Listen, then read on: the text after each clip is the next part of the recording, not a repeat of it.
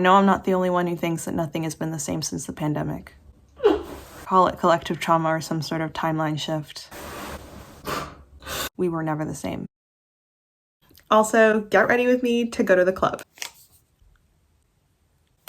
Just kidding. I actually tried to film a get ready with me twice already, but it all went terribly wrong. Y'all make it look so effortless, but I just can't figure it out. Instead, I'm gonna try talking directly to the camera, which is also not my best, but we're gonna try. We're still going to the club though. Hey, my name is Jed, and it's March 2025 when I'm filming this, which has got me thinking a lot about the past 5 years. 5 years ago, I was 24. I was doing my master's. I was finally pursuing my lifelong passion of filmmaking after years and years of denying that innate creative part of me and instead following external expectations of what my life should look like. But more of that in another video. I was living independently in the big city with a heart full of dreams on the brink of what I felt was my own personal potential. And most importantly, I had no pain. And then, bam, the pandemic hits. I have to move back in with my parents. I go through my worst heartbreak. My family dynamics begin to fall apart. My mental illness reaches its peak. I have to delay my degree. And then, just as I think I'm reaching the end of a very unfortunate chapter of my life where I felt stagnant, as so many others did during those peak pandemic days, things went from bad to worse and I end up getting sick, which is a story in and of itself. If you're at all interested, you can check out my first video on this channel. When I think about the past 5 years, I can't help but feel honestly shattered. All the things I should have done, like really establishing my independence, for example, or working on my self-esteem, developing my baby, my first feature film, dyed my hair cherry red for the first time, spending precious time with loved ones, especially those who are aging, maybe entered my first long-term relationship. Instead, I am now at 29, still living with my parents. I am also jobless as a result of a debilitating chronic pain condition that has cost me my life, or at least any sense of normalcy in it. I'm single, nowhere near achieving any of my professional goals, and somehow worlds and worlds less independent than I was back at 24. Jesus, I might actually have to film a get ready with me because I'm gonna ruin my makeup. I'm also tired of waiting for better days. 5 years is a long time to wait. Being on hold, watching as everything and everyone around me moves forward, because one of the hardest truths I've had to learn through all of this is that life doesn't wait for you. Last year, I woke up one day and I hardly recognized myself, because the last time that I looked in the mirror, and I mean really looked in the mirror, I was still that bright-eyed 24-year-old with a glass half full spirit left over from girlhood. I do mourn that version of me and what could have been the last 5 years. Would I have been closer to becoming the writer slash director I've always dreamed of being? Would I have made my parents really proud and been able to help the people that I love and then some? Would I have found the one? Of course, I understand that if that was the path that was meant for me, it would have happened that way, but I'm also human and I think about these things. Because now, at almost 30, I'll be 30 in September, I do feel behind. And of course, life doesn't end at 30 like society sadistically likes to make us believe. But there is a sort of inherent transitional sadness of leaving your youth, all you've ever known up to this point. I guess you just hope that once you get there, you're not frozen in time, still mentally stuck at 24.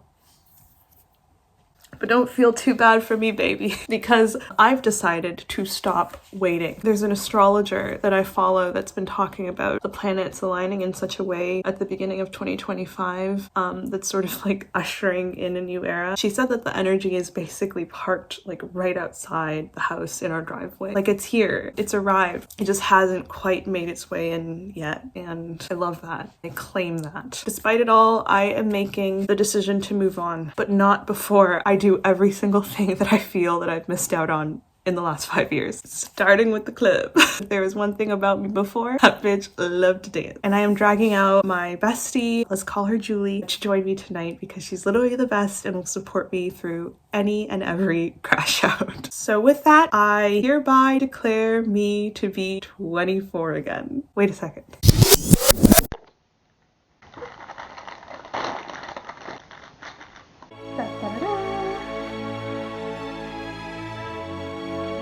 And not only that, but to make things a little bit more exciting, I've also decided that every month leading up to my 30th birthday in September, okay, stay with me, every month leading up to my 30th birthday in September, I will turn and celebrate every birthday that I feel that I've missed out on in the last 5 years, because I can. The Lulu truly is the Salulu. And because that way, once I do actually hit 30, hopefully I will have a little bit more mental peace and development for it. So friends, we are picking up where we left off. Watch me live out 5 last years in 5 months. Only this time we're doing things differently. Like I said, when all of this went down for me, I was on the brink of what I felt to be personal potential. Just this special little window in time that I will forever look back at so fucking fondly, but I was still also a lifelong neurotic, overthinking, anxious girl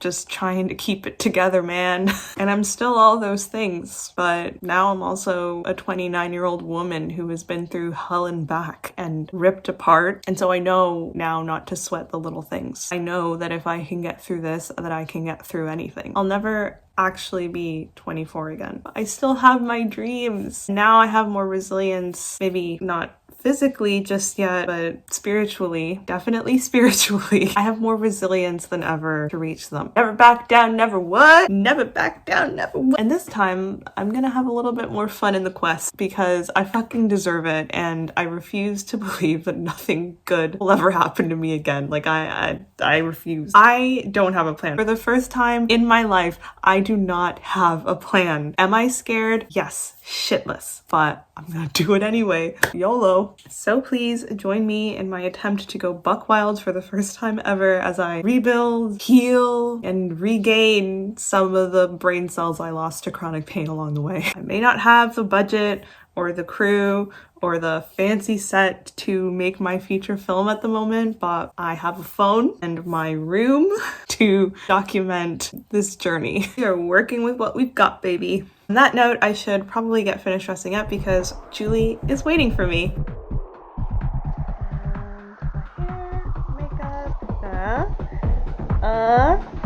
And so began my wild night out. Here I am in the back of the Uber on my way to Julie's. Upon arriving at my beloveds, it was time to get a little loosey-goosey and partake in hands down the best part of every night out.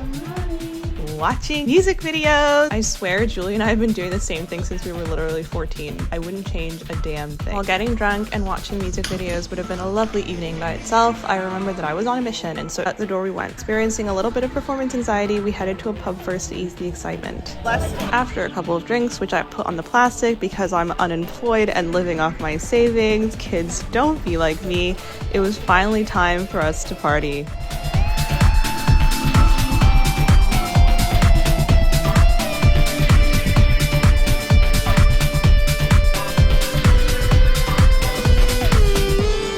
By this point, I had to call it on the drinks because I'd realized I'd completely forgotten about my limits, having not drank a sip of alcohol in the past 3 years. Not only was I dancing to the music, but also between trying to keep it together and vomiting. Here I am in the bathroom, concerned about the latter, but false alarm, people. After a little more dancing, Julie and I collectively agreed that our everything's hurt and that we would much rather get some food. And so into the arms of some heavenly poutine we fell. What a beautiful way to end my first night of being 24 again. On the ride back home, I kept thinking about Queen Latifah and last holiday where she decides to live her best life and blow all her money. That's me! Except hopefully this won't be my last holiday.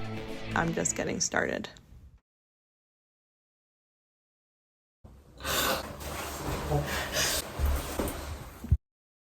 Well, I've done it. I'm officially one of those people that sets up the camera to cry. I'm sorry, I just Maybe I'm drunk.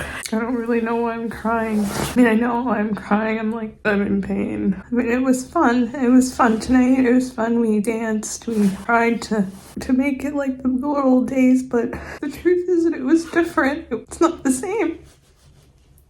I don't think it'll ever be the same. And I think I have to come to terms with that, right? I don't know what I was expecting tonight, like some delusional kind of homecoming or something. It just sucks, you know? I wanted this video to end up on a lighter, more optimistic note, but maybe this is okay too. Yeah.